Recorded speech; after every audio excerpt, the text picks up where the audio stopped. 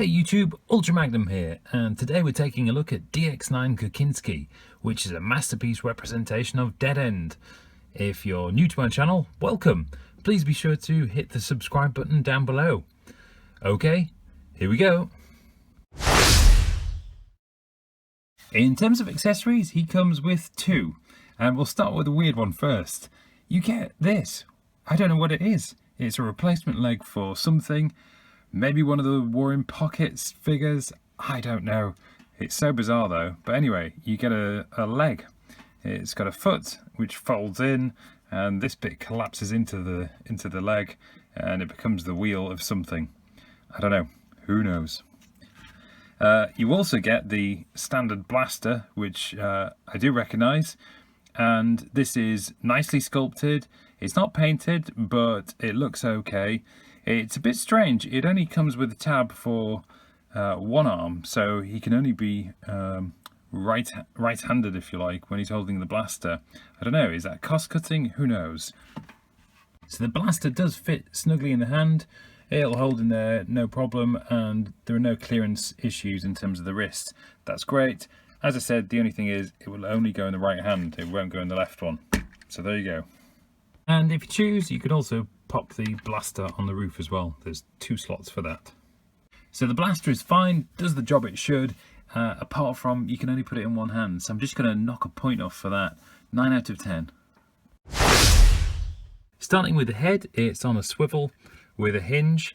You can turn a bit to the side, but it does have a bit of a clearance with this red section at the back. And there is only a little bit of up and a little bit of down. So slightly limited there. For the arms, these are all soft tension joints. You get a full 360 all the way around. You get 90 degrees out to the side. You get bicep swivel and a double hinged elbow. The hands are single trigger finger articulated, the rest are fused together, and there is a little bit of movement on the thumb as well. Obviously you get swivel. Down at the waist, this is full waist swivel all the way around. That's great. You get really good ab crunch, and you also get back crunch, which is unusual. This is the second figure in a row for me with back crunch. So there you go. The legs have got individual hip skirts either side. They're on soft joints, soft tension joints, so you get all the way out to the front, nearly all the way out to the back, and fully out to the side. The knees will go 90 degrees to there, and bizarrely, due to the hinge, they will also go forward as well. So there you go, that could be interesting. The feet are just the front here, so there's nothing in the gap. So it's fine stability wise. I'll show that in a sec. But in terms of rocker, you get good rocker to the side, but it is just at the front on that bit, and then decent back and forth as well.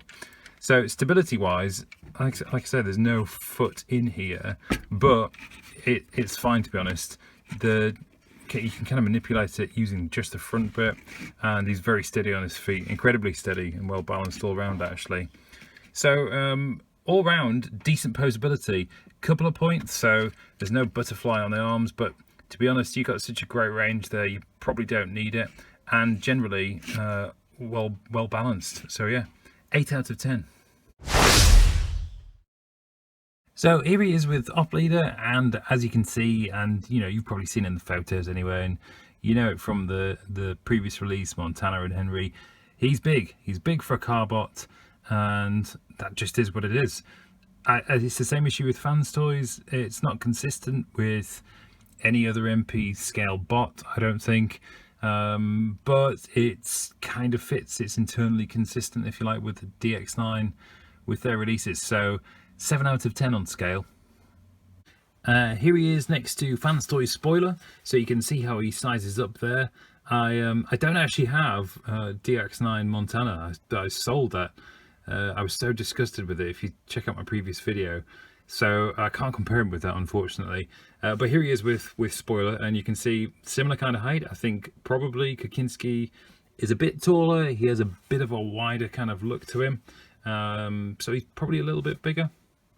And here he is next to Road King, just to give you an idea of how that looks. If we start with the paint, so there's an interesting mix here in this figure. The outer parts of the car have all been painted in a really nice kind of burgundy red finish, but then the inner bits of red have not been painted. So these are just, that's the plastic, the color of the plastic. So you get this odd kind of contrast, and it just jars a little bit actually when you kind of look at it. Not so much in the arms, but down here on the legs. So you've got a real contrast between what would otherwise, I think, you know, should be really the same color. So a little bit of inconsistency there. You've got nice application of the paint throughout the figure where it's been applied. So this white section here is all plastic, but then the inset bits are painted on, and it's done really well, really nicely done. The face is really well painted. I like the metallic finish on there. This is just grey plastic. It would have looked better, I think, if this part had been painted as well. So where it's been applied, it's been done well. It's just not been done consistently or all over the figure. Sculpt wise, not much detail on the figure. The bits that are done, again, similar to the paint, they're done well and they're nicely applied. It's got a good toon look, you know, so it's kind of a simple aesthetic in that respect. Quality wise, so this is interesting. It's well constructed and things all fit together nicely, as they should. And if you compare that to my Montana video, I was really unhappy with the QC and things on that figure. So this doesn't have that. Things work. But there is a very light kind of feel to this figure, and it reminds me of kind of those scaled up deluxe versions. That's what it feels like. It feels like a scaled up deluxe car rather than a masterpiece finish, and or masterpiece kind of quality, I should say. And that follows through into the finish. And it's just some of the bits. So like down here on the inside, I mean, it just looks kind of unfinished, you know, gappy down here at the bottom. There's the fact that on here, I really don't like this, where you can see exposed ball joints. That you shouldn't have that on a masterpiece figure, in my opinion. And it just has that kind of design, if you like, of a classics figure almost. Like, you know, the way that these just fold up and kind of stick on. And on a masterpiece, things, you know, generally kind of close off. There's kind of open bits up here. Round at the back's very gappy, and you know, you can kind of see into the bot there. Very thin. I mean, people, you know, everybody knows these are thin. So generally, the quality of the thing is good, but it's kind of the presence and appeal and just general aesthetic finish, if you like, if those are the right words. It's not quite masterpiece in my opinion. So in terms of transformation, there are a couple of points for me. There are clearance issues down on the legs, these flaps moving over these flaps. They're not particularly strong, and the stress that it puts on one little hinge at the back there, I don't think that's particularly well designed. The fact that you have to manipulate everything very carefully just to get it to move to where it should, I'm not sure why it's so complicated, because, you know, it is a basic kind of flip over leg onto the back of the car there. And similarly with the forearms into the bonnet section, it's much easier to go from car to bot mode than it is from bot mode to car mode. And I think it's probably the reverse actually on the bottom here. So there's just a couple of niggly bits. And also I think the rotations on the forearms, they're very irritating. You're doing lots of twisting without really getting a big payoff at the end. So it's like you're doing all this stuff, but you don't get a particularly good looking arm. They don't close off very well. So it's almost like, why bother with all the engineering? A couple of strange choices there for me, and the clearance things don't make for a fun transformation. It's relatively intuitive, but it's not particularly fun in places. So I think 6 out of 10. So in terms of look, it's a really nice looking alt mode, rolls beautifully. It's got good finish, like I said, in the quality kind of section. The paint finish on the car and the alt mode is superb. It's a nice metallic burgundy kind of finish. Looks a lot better than the burgundy that's there on the, that's visible in the bot mode. The windows look great, headlights, details, all of those kind of things. A couple of panelly bits, but they're not particularly visible or noticeable. So it's got a really nice clean up all round. I quite like this.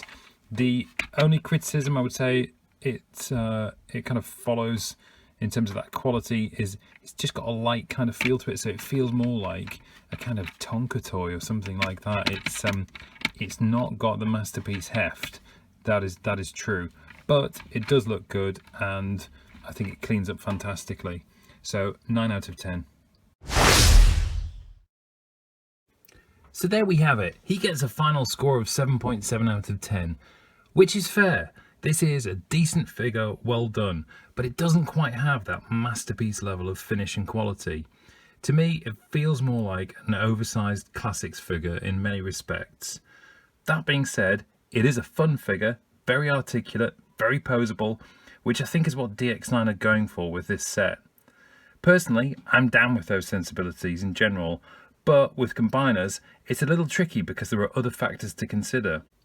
So I've decided not to go in on this set because ultimately I didn't like some of the aesthetics and I had a lot of QC issues with Montana. Basically, I made a price decision. When you're looking at £400 plus for a full combiner set, you've kind of got a lot at stake, and when you start to get a few issues stacking up, it does make you think. Overall though, I can recommend this figure, and if you're going with DX9 and you're happy with that, you're going to be really happy with this release, definitely. Anyway, I hope you've enjoyed the review. I have. Take care, please subscribe, thanks for watching, and bye for now.